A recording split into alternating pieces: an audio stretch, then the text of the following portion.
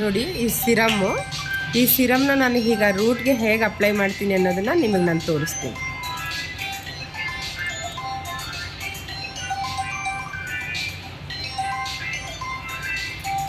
Just 3 drops ಹಾಕಬೇಕು.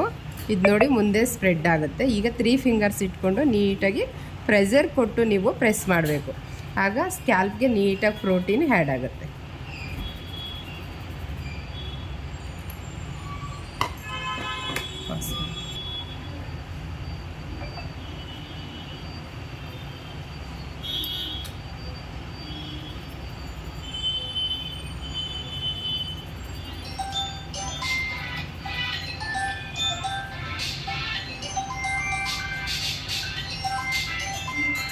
ಮತ್ತು ಸ್ಕ್ಯಾಲ್ಪಲ್ಲಿ oil ಎಲ್ಲ ಆಗಲ್ಲ ಈ ಸೀರಮ್ ಅಪ್ಲೈ ಮಾಡೋದ್ರಿಂದ.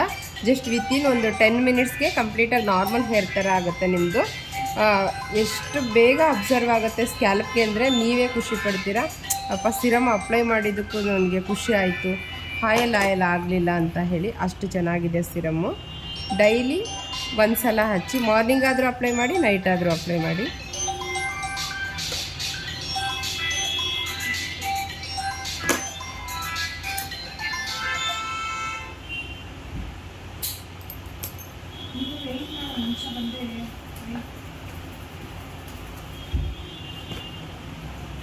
Normal